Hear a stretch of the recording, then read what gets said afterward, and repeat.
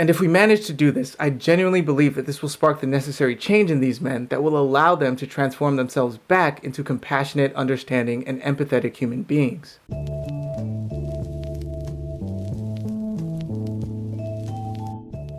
Alright, so a few weeks ago I made a video defending the character of Belle from Beauty and the Beast by essentially claiming that she was still a strong character that should be looked up to not just by women, but also men, despite the fact that she never held a sword or took down a supervillain. And one of the points that I used to highlight her strength was her willingness to acknowledge the Beast's heroic actions in coming to save her from the wolves. The reason this demonstrates strength is because up until this point in the movie, the Beast had been an absolute horror to her during her time in the castle. So for her to still be willing to see the virtue in his actions despite his monstrous behavior is, in my opinion, a clear indication of the strength of her character. And I think the movie purposefully highlights this because it is this seemingly innocuous acknowledgement that is the impetus behind the Beast's transformation into a compassionate, selfless, and empathetic human being. Now, just as importantly, during this scene, Belle also stands up for herself and lets the Beast know just how reprehensible his treatment of her has been, as she has every right to do. She doesn't overlook his abhorrent behavior, and when he tries to justify it, she claps back and rightfully puts him in his place. And so this scene as a whole shows Belle dealing with a situation where someone has behaved in a hostile manner towards her by standing her ground where it was necessary to do so, but also acknowledging the truth and validity behind the person's actions wherever possible. Yes, the Beast treated her horribly, and also yes, the Beast demonstrated bravery by coming to her rescue at the potential cost of his own life. Now, in that video, I also made another claim, and you can probably tell what it was from the thumbnail. Basically, I made the claim that the Beast exhibited characteristics that are similar to the ones that we now associate with incels. And just as a reminder for anybody who is unfamiliar with the term, the word incel is a portmanteau for involuntary celibate, and was actually originally created by a woman who just wanted to provide a space for lonely people, both men and women, who were struggling to find love. But in the past 30 years, the word has evolved and is now exclusively used to describe a particular subset of men who fit the same description, lonely and struggling to find love, but now with a much more sexual connotation. Also, this group is no longer simply a community of people sharing their experiences, but has now become a space for spreading ideologies. And in many cases, those ideologies are overtly hateful, self-destructive, and misogynistic. But we'll get to those ideologies a little bit later. And so my original claim that the Beast shared some similarities with the modern incel community came with some caveats. Yes, I think it's clear that his anger derived from his loneliness and inability to find love, but his frustrations weren't sexual in nature, and his anger wasn't directed specifically towards women. It was more of a general anger with the world and everybody in it. And so ultimately, what I was suggesting with that video was that Belle's approach in dealing with the Beast could potentially inform our own approach in dealing with the incel community. Because despite our continued and justified condemnation of the ideals that this community promotes, it only continues to grow and attract new members and influential figures to its ideology. And so the question becomes, why? Why do men continue to flock to these spaces that are so openly condemned? Why would anybody be willing to publicly identify themselves as an incel, knowing that the world unanimously believes that they are the physical embodiment of everything that is wrong with the male sex? And why aren't these explicit public condemnations doing anything to stop the growth of this community? And after spending a substantial amount of time going through some of the posts on the main incel forum, incel.is, I think that at least part of the reason that this community continues to grow is due to the fact that we're not utilizing Belle's approach. Yes, just as Belle did with the Beast when she reprimanded him for his atrocious behavior, we've stood our ground and justifiably called out and condemned the overtly hateful rhetoric and misogyny that is on full display within these groups. But in my opinion, what we fail to do is acknowledge the grains of truth within the arguments being made by this community that leads these men to these objectively harmful and destructive conclusions. In my opinion, that acknowledgement is the key. For Belle, it was acknowledging the virtue within an otherwise monstrous human being. And for us, it would be acknowledging the grains of truth within an otherwise monstrous ideology. And I think it makes complete sense that the people who suffer the most from the denial of these truths would move away from those who refuse to engage with these realities, and would instead move into the communities where these truths are at the very least acknowledged, even if it means being despised by the outside world. So, for example, there is a community on Reddit called r/incel tier, and as you can see from its mission statement, the purpose of this sub is to basically call out and condemn incel behavior wherever they find it. Now, ideologically speaking, this is a group that I am aligned with. Again, this group is basically the manifestation of the stand your ground aspect of Belle's philosophy that I believe is entirely entirely justified and necessary. That being said, I don't actually frequent this sub, and the only reason I went there was because of what I found on the main incel forum. This post was made in response to a post on Incel Tier that was attempting to bring light to all of the violent incel behavior that has taken place over the past few years, alleging that incels are an inherently dangerous group. One of the most notable claims of this violent behavior was the Toronto van attack that took place in April of 2018, in which a man, who will obviously remain unnamed here,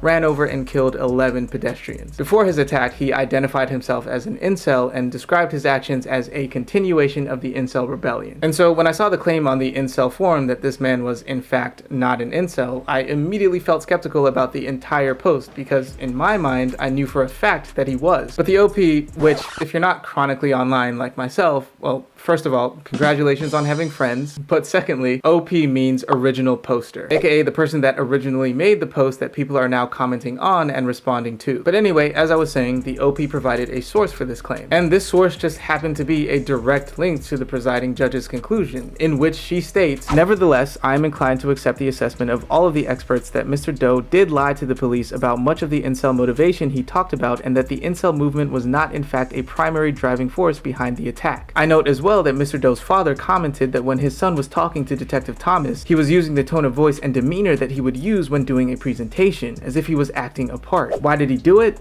There is a long answer. There were multiple factors at play as I have described above, as well as the impact of his ASD, and possibly desensitization as a result of the depraved internet sites he frequented. But there is also a short answer, a bottom line. He did it to become famous. And so you can imagine my surprise at finding out that this belief that I'd held for the past few years regarding this attack was actually false. And that no, according to the people who were actually involved with this case, this man was in fact not an incel, despite the fact that most major publications decided to perpetuate the notion that he was, even after the judge's conclusions were made public. And after seeing this, I had to go through some of the other examples that the OP provided. And the reality is that, at least for the cases I was able to check, their claims were substantiated. And many of the violent attacks that the incel tier community was accusing the incels of perpetrating were not actually done in the name of inceldom. And so I had to ask myself, why is it that I'm finding more factual information on the actual incel forum than on incel tier, which is again the group that I'm more ideologically aligned with? And why is it that when these rebuttals are made, there is no response from the groups that I agree with? Why were no corrections made to the headlines that labeled this attacker as an incel? To me, this suggests that our wholesale denunciation of their ideology, which again, I believe is justified and necessary, prevents us from engaging with their actual claims and assertions. And clearly this occurs on an individual basis, as we saw with the incel tier community, as well as on a national basis, as we saw with the mainstream news articles. Essentially, our modus operandi is, because this group is wrong, everything that they claim must be condemned and denounced, regardless of whether or not it has merit. And I believe that it is this operating principle that pushes them further and further into their own echo chambers and only exacerbates the problem. If we actually acknowledge the areas where their ideas have validity, then maybe they wouldn't feel the need to retreat to these toxic spaces in order to find community. And wouldn't it be better if these people were integrated with other people who could actively combat and dispel some of the more harmful notions that they hold, instead of being shunned to the corners of society where their ideas can fester, evolve, and attract new members? And this is only one example of the grains of truth that I found on the incel forums. Obviously, when discussing incels, it is impossible to avoid addressing their views on women, which again, I will clearly state are overtly misogynistic, and I categorically denounce them. Again, I will say this as many times as it needs to be said, but many of the conclusions that the incel community has come to regarding not just women, but also other men and even themselves are explicitly misogynistic, hateful, and self-destructive. My time on those forums made this abundantly clear, and this is why I have and will continue to denounce some of the more major aspects of their ideology. This is not a space where you can call women women, or even the nowadays often maligned term female. Which, just a quick side note, I understand that people are starting to look at the word female as an indicator for misogynistic thought, but I vehemently push back on the wholesale adoption of this interpretation of the word. The term is scientific and has been used interchangeably with woman for centuries now. Objectively speaking, the word itself is not inherently demeaning. Sure, it can be used derogatorily like almost any word can, but that does not inherently ascribe derogation to its meaning. And so to treat it as such, in my opinion, only gives power to the people who've used it in such a way, because it forces all of us to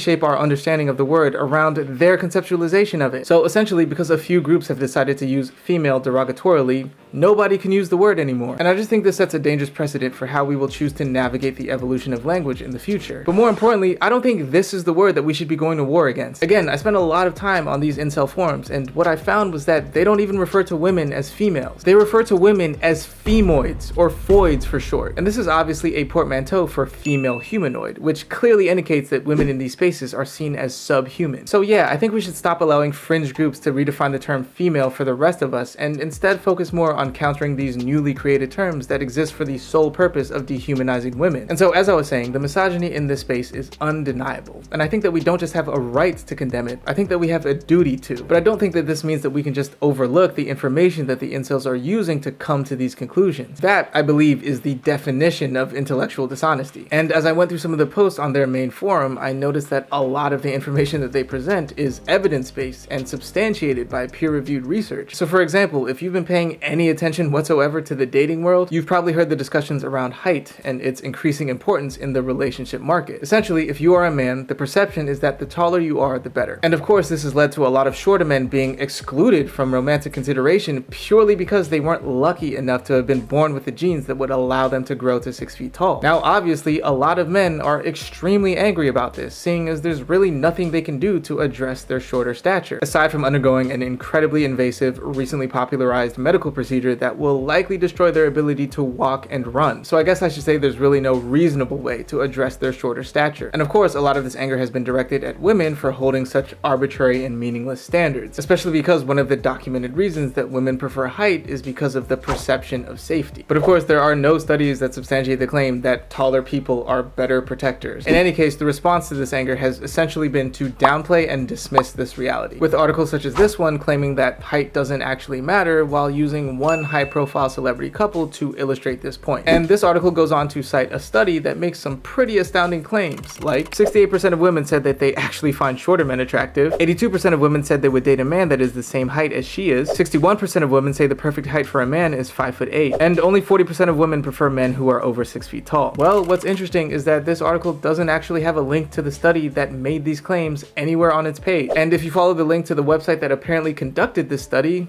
guess what? It doesn't exist. Meanwhile, on the incel forum, you can find post after post after post of men obviously complaining about this observed quote-unquote heightism and ultimately blaming women for their unrealistic dating standards, but then actually linking out to peer-reviewed studies, corroborated articles, and real-world examples that confirmed this observation is based in reality. And so when we condemn incels and deny these realities by providing evidence to the contrary where niche examples are used to disprove the majority experience, even I have to admit that I find this approach extremely condescending. Just because a few high-profile short men have managed to find romantic success doesn't all of a sudden mean that the research data and evidence that substantiate the claim that shorter men have a more difficult time finding a romantic partner are invalid. If you've seen my previous video, then you know that I place a lot of importance on identifying the principle of an argument. And the principle of this argument is essentially that if the people who have the same problem as you are able to succeed, then that means that you should be able to succeed as well. Well, just as I did in my last video, let's extrapolate this principle and place it in a different context to see if it holds up. Let's imagine that a black person living in an impoverished inner city neighborhood was able to make it out of that situation and achieve financial success. Do you think that just because that individual was able to accomplish this, then that means that every black person suffering under those same circumstances should also be able to achieve the same success? Or would you be willing to acknowledge that there is a system of oppression in place that makes it borderline impossible for the majority of people living within those communities to make it out of those situations? Now let's bring this principle back into this context. Let's imagine that a short man was able to achieve romantic success. Do you think it's fair to assume that just because that individual was able to accomplish this, then that means that every short man suffering under those same circumstances should also be able to do the same? Or would you be willing to acknowledge that there is a system of perception in place that makes it borderline impossible for the majority of short men to make it out of their romantic purgatory and achieve romantic success? Because if you're willing to acknowledge the systems that keep people from achieving success in one scenario but not in the other, then you're your argument is ultimately hypocritical. So no, the fact that Jason Statham and Tom Holland are dating taller women doesn't invalidate the research and evidence that supports the assertion that women place an arbitrary premium on a man's height, and that this inherently leaves a lot of shorter men at a disadvantage. And this is just one research-based claim that the incels are making about women's unreasonable dating preferences. There are plenty of other claims about women's preferences that paint a picture of women having unreasonable or inconsistent standards when it comes to finding a partner. There are studies that show that men who exhibit higher levels of psychopathy generate higher desirability ratings from women. There are studies that suggest that women are actually more attracted to bullies, and that because of this, bullying might not always be a maladaptive behavior, but might actually be an evolutionary adaptive behavior, seeing as the behavior could increase one's mating opportunity. And this is reflected in the never-ending discussion around quote-unquote nice guys, and why, yes, according to the peer-reviewed research, they do tend to finish last. And I think it's important that we acknowledge and address these studies, and not immediately dismiss them as being misogynistic simply because the conclusions are somewhat unflattering to women. I think they simply demonstrate what women have been trying to tell us for centuries now, that they're human beings, capable of the same inconsistencies and unrealistic standards that we men also perpetuate against them. I think these studies only demonstrate that, yeah, there are some women who are attracted to certain traits that we as a society condemn, just as there are some men who select their sexual partners according to some extremely problematic criteria. And as a dude who has to deal with the perceptions of men that these studies perpetuate, let me just say that, yeah, it absolutely sucks being seen as just another male statistic instead of as an individual. A few weeks ago, I was catching up with an old friend at a bar. Now, if you've seen any of my older videos, you probably know that I don't drink. But my friend was going through a really rough period in her life, and so she proceeded to get extremely intoxicated, to the point where she could barely even walk on her own. And when I tell you that every single person in that bar looked at me like I was some sort of sexual predator, I need you to understand exactly what that felt like, and how powerless I was in that situation to combat their perceptions of me. There was nothing I could do. I am a sober man, and she is a drunk woman. And every single person in that bar is aware of studies like these that perpetuate predatory male sexual proclivity. And so I just had to sit there and allow all of these random people to cast their aspersions on me so that my friend could vent her frustrations. So yeah, I can understand why women don't want to place any validity in these unflattering studies. It will inevitably affect how society views them. But just as I don't have any right to dismiss conclusions like this one as being misandrous simply because they are unflattering to men, I don't think women have the right to dismiss conclusions like this one as being misogynist simply because it paints them in a negative light. And I just think that our wholesale dismissal of these studies largely contributes to the growth of the incel community, because that is the only space that will acknowledge these realities. Now, on the flip side, as I have repeatedly done throughout this video, I must again condemn the conclusions that the incel community has come to using these verified studies. I have to make sure that this point is clear. Using these statements to make generalized statements about women as a whole is misogynistic. It shouldn't need to be said, but these studies are not representative of all women, just as those studies done about male sexual inclination are not representative of all men. Remember my first example of the incel who painstakingly debunked each and every individual claim of incel violence? I believe that this was justified because it sought to defend the community from sweeping generalizations of them that were made using misinformation. But to defend your group from sweeping generalizations while simultaneously casting sweeping generalizations on another group is undeniably hypocritical. And to then use these generalizations to ridicule, disparage, and dehumanize that group by referring to them as foids and femoids is a clear and obvious demonstration of blatantly misogynistic behavior. And there can be no defense of this mentality, even if the information used to come to these conclusions is valid. And so again, I condemn and denounce this ideology as it has proven to be undeniably hateful, misogynistic, and self-destructive. I didn't go into too much detail about the self-destructive aspect of inceldom here because this topic deserves its own deep dive, but this community has a high rate of what we now refer to as self-deletion. In this subculture, people bond over self-loathing. Joey says it's therapeutic, but 4 of his friends have killed themselves. And so the argument can be made that this space is significantly more dangerous for its own members than it is for the outside community. And this is all the more reason why I think it's so important that this community loses its cultural significance as quickly as possible, and its members find healthier ways to cope with some of the realities presented in this video. And I just think that the best way to accomplish this, for their benefit as well as ours, is to utilize Belle's approach. Stand our ground and denounce this ideology for its hateful, misogynistic, and self-destructive worldview, but also acknowledge the areas where it has merit and validity. And if we manage to to do this, I genuinely believe that this will spark the necessary change in these men that will allow them to transform themselves back into compassionate, understanding, and empathetic human beings. But I think that's going to be it for this one. If you made it this far, thank you so much for indulging me. I know this was a lot, and I know that the conversation around incels is very polarized, so I do understand if you disagree. Ultimately, I always just refer back to the studies I've read from psychologists who continuously espouse that the way to change minds is through empathy and not through cold hard facts and logic. And so my goal here was just to demonstrate that our current approach is lacking in empathy, seeing as we're not even willing to consider the arguments put forth by this community, regardless of their merit. But in any case, I hope this made sense. As always, if it didn't, please feel free to let me know why so that I can try to address any misconceptions in the comments. But with that said, I wish you all the very best going forward. Take care of yourself, and I will see you in the next one. Peace.